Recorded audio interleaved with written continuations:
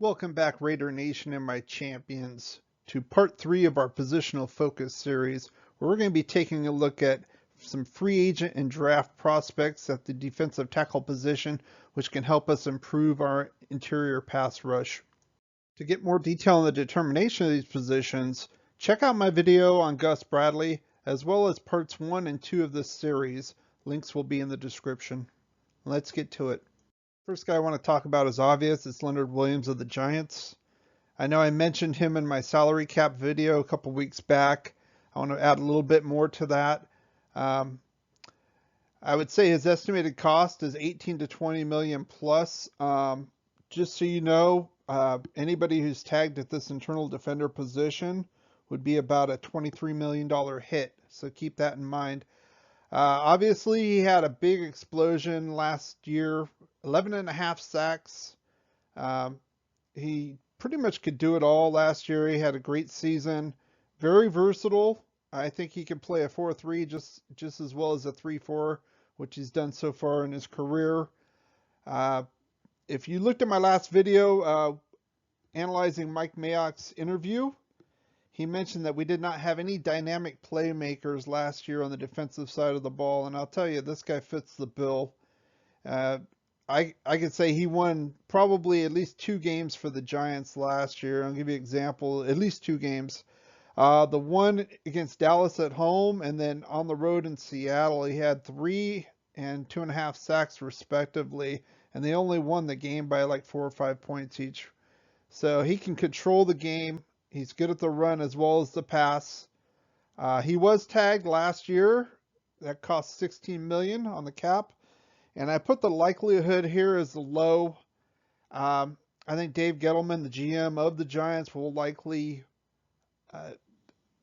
tag him here at 23 or try to get him re-signed at somewhere in this number.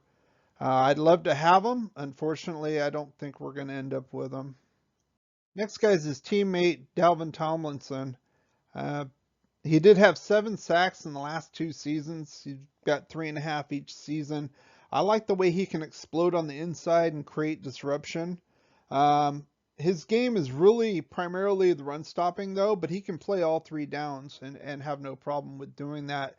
He really kind of reminds me of Jonathan Hankins, who we've had, and he's a free agent, but with actual pass rushing ability.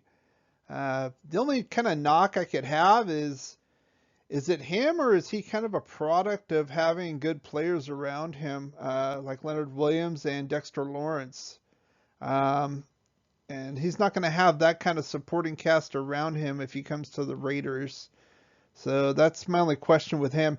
He is at the end of his rookie deal, and I'm thinking about 8 to 10 million could secure him. And I said the likelihood is decent because I think, like I said, I think Williams is going to be retained either by a contract or tagging him again by the Giants. Dexter Lawrence is still playing on a rookie contract. He's making about 3.5 million next year. I could be wrong, but I don't really see them wanting to spend $8-10 million more on this line when they have so many other issues. So I think he'll be available. So if we want him, I think we'd have a good chance at getting him. Next free agent I want to talk about is Ndamukong Suh of the Tampa Bay Buccaneers. He came over to Tampa from the Rams in the 2019 season, had a pretty decent season, and then they got Tom Brady and he wanted to stay on board. He signed a 1-year, $8 million contract for the 2020 season and was a big part of the push towards the Super Bowl. He had 6 sacks. What I like about him is he kind of plays like that old school Raider. He always has like a chip on his shoulder. He's big, tough, and mean. You know, almost, I'm not going to say he's like Lyle Alzado, but kind of reminds me of that with that attitude. And I know a lot of the people are saying, you know, oh, we don't want those kind of attitudes on our team, blah, blah, blah. You know, what foundational players. But I mean, we've picked up Richie Incognito, and he's had his own issues as far as that goes. So I think he would be a good fit as a short-term rental, maybe a 1 or 2 year deal. Obviously, he just turned 34 years old this month, so he's kind of at the end of his career here, nearing the end. And as far as likelihood, I think it's fair if we want him. He might want to re-sign with Tampa again, depending on how the Super Bowl goes. If Brady comes back, you never know the whole situation. But I think contract-wise with the team, I think he's going to be the odd man out. Uh, like I said in my previous video on Leo, I think Shaq Barrett's probably going to be retained by Tampa, either through a contract or being tagged again. And I think their second priority would be Levante David, their middle linebacker, or their inside linebacker. They run a 3-4. So I'm not sure if he's going to be able to get 8 to 10 million from them.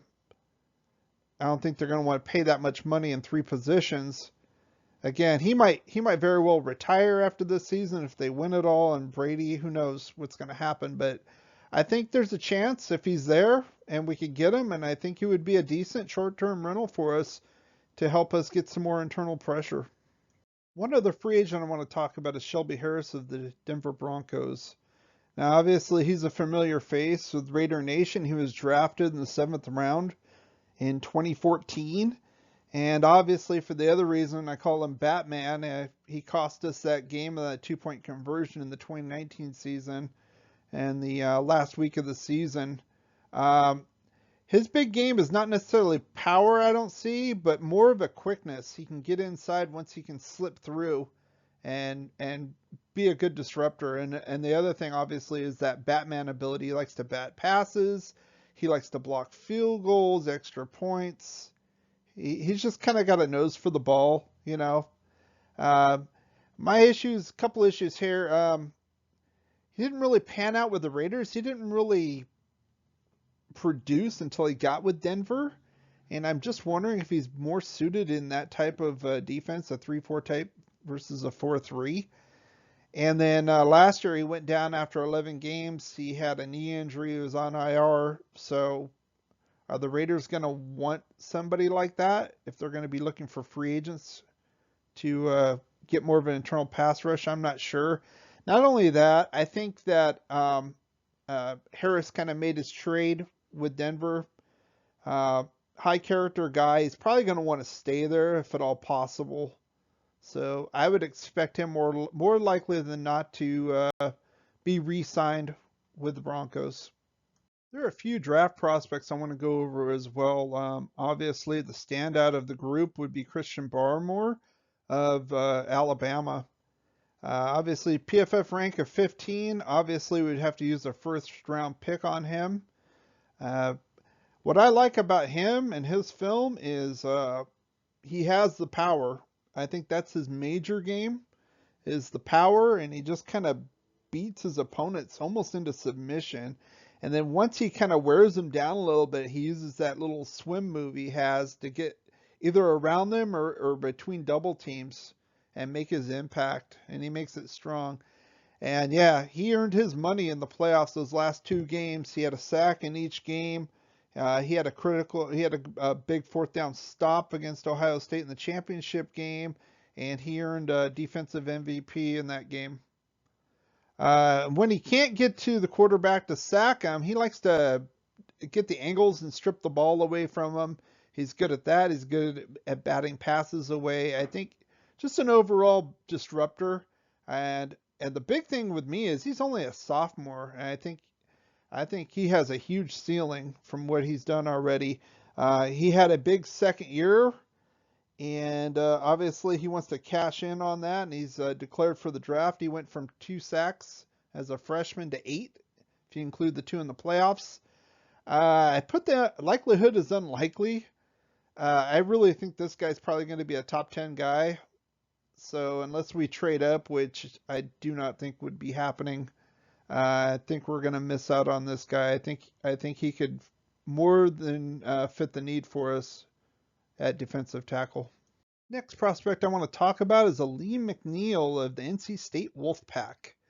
PFF ranks him as 45th overall prospect coming out, and I'm thinking it would cost us a 2nd or 3rd round pick to get him if we want him. Big thing about his game is he's very quick and explosive. Kind of compact, and he likes to, what I like to say is finish plays. He finishes very strong.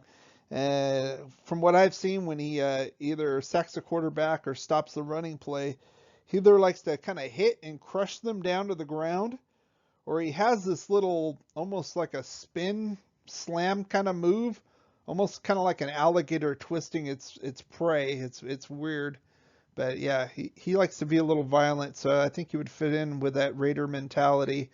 I know some people are kind of comparing him to either Aaron Donald or Fletcher Cox. I'd want to pump the brakes a little bit on that. I think he's very athletic, but those have been top players in the league. I mean, he could be. I'd like to see a little bit more though. And then this kind of concerned me. He kind of disappeared last year. He's a junior coming out, and in 2020 he only had 1 sack.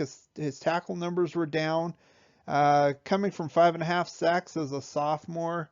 Didn't really see a reason why. He played all the games. He played all the games. So I don't really know what happened.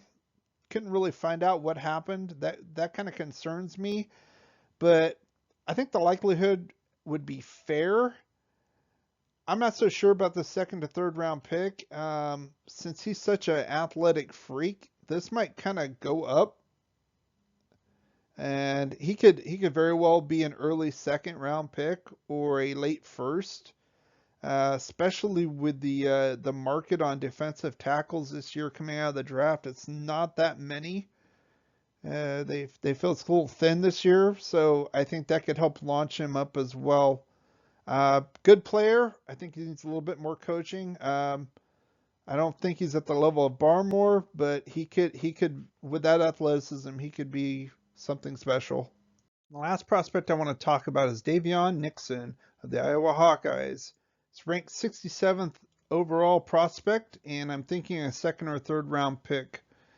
I think the thing that stands out for me with Nixon is the quickness he has, that first step. I think he's even faster than McDonald, to be honest with you. He can get through. He's a solid tackler, freakish athlete overall. And kind of like Barber, he had a huge sophomore season, so he's coming out. He had 5.5 sacks.